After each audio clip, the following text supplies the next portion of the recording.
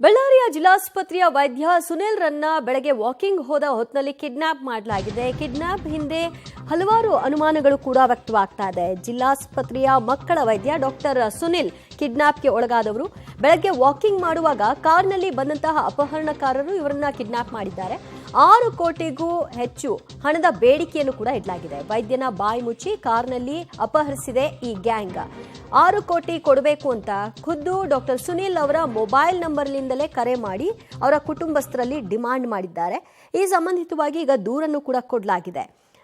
ವಿಚಾರ ಏನಂದ್ರೆ ಅವರ ಸಹೋದರ ಏನಿದ್ದಾರೆ ಅವರು ಜಿಲ್ಲಾ ಮದ್ಯ ಮಾರಾಟಗಾರರ ಸಂಘದ ಅಧ್ಯಕ್ಷರಿದ್ದಾರೆ.